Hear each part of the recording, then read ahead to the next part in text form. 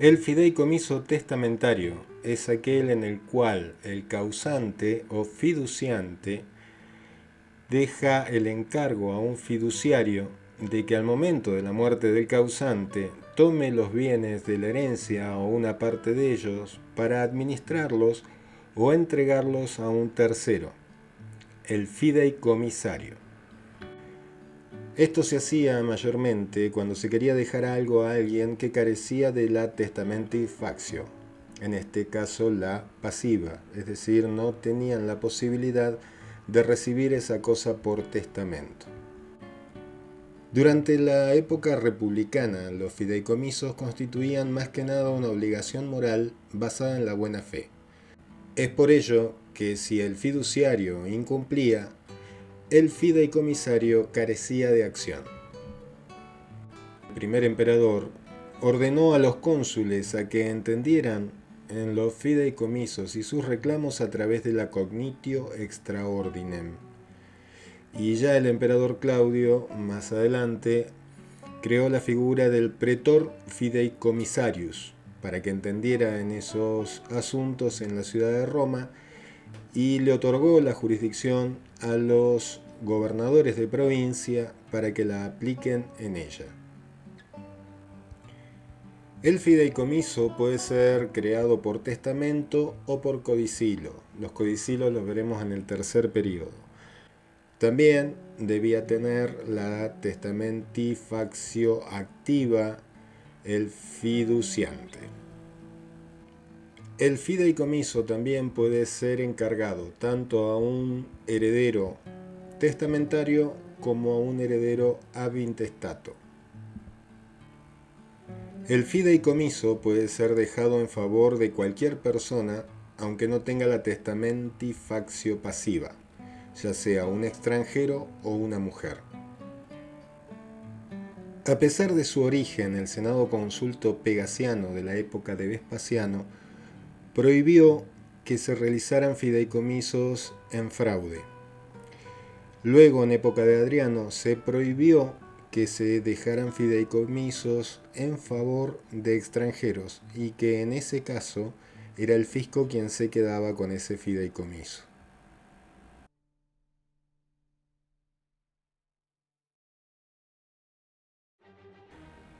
Existen diferentes clases de fideicomiso. Está el fideicomiso testamentario, el fideicomiso de cosas particulares, el fideicomiso de libertad, el fideicomiso de familia y el fideicomiso de residuo.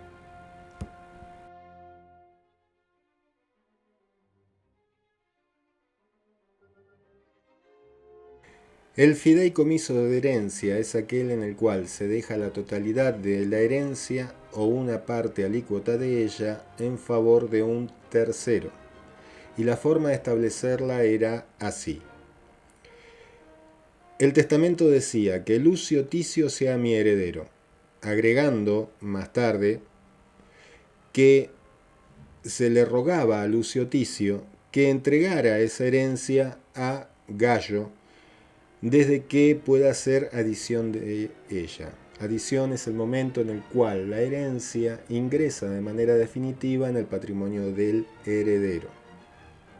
En el fideicomiso de herencia debe existir un heredero, que será el encargado de entregar los bienes al fideicomisario luego de hacerse de los bienes.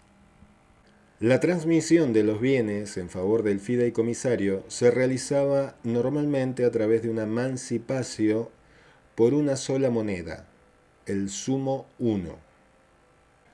El heredero fiduciario continuaba siendo heredero, por lo que de no recibir el fideicomiso, el fideicomisario podía quedarse con la herencia. Podía ocurrir que la herencia tuviera o deudas o créditos a su favor. Por ello, al momento de la transmisión de la herencia, se realizaban estipulaciones, estipulatios, en las cuales el heredero fiduciario se comprometía a devolver el dinero que le fuera pagado de los créditos como así también se comprometía el fideicomisario a pagar aquello que se le hubiera exigido al heredero fiduciario en cuanto a las deudas. En época de Nerón se estableció que se otorgaban las acciones útiles para el cobro de las deudas al fideicomisario, como así también se otorgaba las acciones útiles para el cobro de las deudas de la herencia en contra del fideicomisario. Otro problema que surgía respecto a los fideicomisos testamentarios era respecto al hecho de que muchas veces los herederos fiduciarios rechazaban la herencia porque les resultaba gravoso recibirla para luego transmitirla en su totalidad o en casi su totalidad a un tercero. Es por ello que se estableció una solución similar a la de la Lex Falcidia, a través del Senado Consulto Pegasiano. Así, podía el heredero fiduciario, si lo deseaba, retener para sí la cuarta parte de la herencia. Si el heredero rechazaba la herencia, el fideicomiso caía y no podía ser cumplido.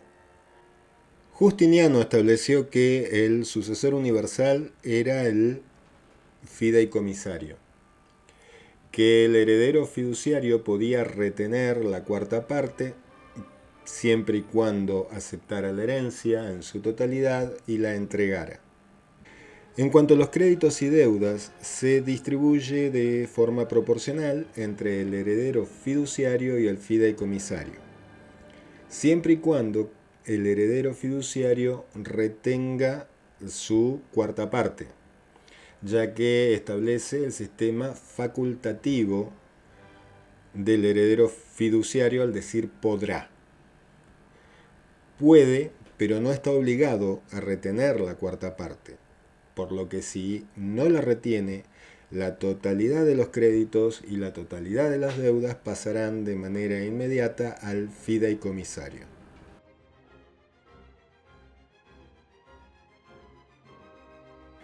El fideicomiso de cosas particulares se da cuando se deja el fideicomiso de una cosa singular, determinada o determinable, como puede ser un esclavo, una cierta suma de dinero, algún vestido o los lentes de Tony Stark, y queda como obligación del heredero, y es una obligación que nunca podrá imponerse a un legatario. Estos fideicomisos fueron tratados y regulados juntos con los legados, salvo por Justiniano, que los diferenció para conseguir que toda aquella disposición testamentaria que fuera nula como legado pudiera subsistir como fideicomiso.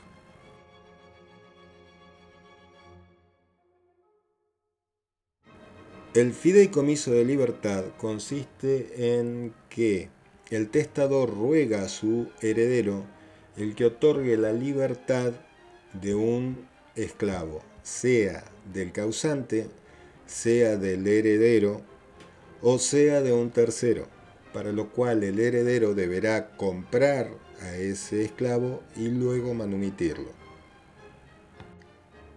La diferencia entre el fideicomiso de libertad y la manumisión solemne por testamento es que en esta última solo se podía manumitir esclavos de propiedad del testador.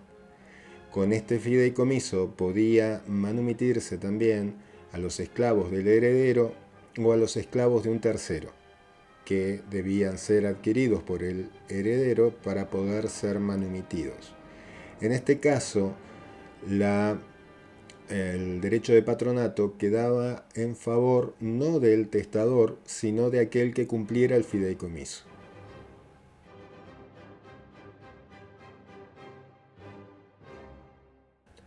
El fideicomiso de familia consiste en una congelación de bienes, por lo cual el testador le dice al fideicomisario o a su heredero fiduciario de que no venda los bienes y que vayan transmitiéndose de generación en generación dentro de su familia. Algo así como lo que ocurría en la Edad Media con el mayorazgo, en la cual el hijo mayor era el único heredero y debía sostener a la familia y retener los bienes sin poder transmitirlos. Vélez Sarsfield rechazó este tipo de fideicomiso, aludiendo de que la finalidad de los bienes es generar riqueza. Por lo tanto, el mantenerlos congelados sin posibilidad de ser vendidos o explotados por alguien solo generan un empobrecimiento de la nación. Justiniano, entendiendo esto mismo, limitó la imposibilidad de disponer de esos bienes a la cuarta generación del heredero fiduciario.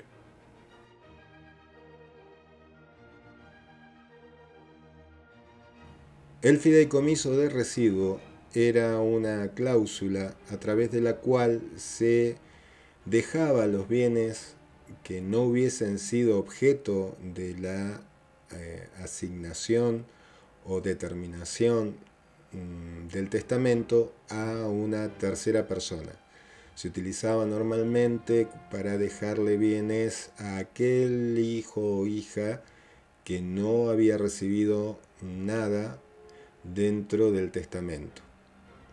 Siempre se estableció que solo podía ser hasta la cuarta parte lo que quedara como residuo para el heredero fideicomisario.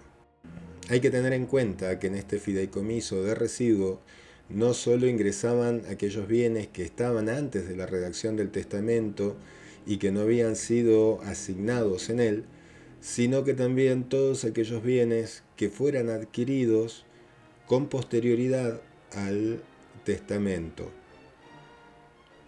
y hasta el momento de la muerte, siempre y cuando el testamento no hubiese fijado cuotas.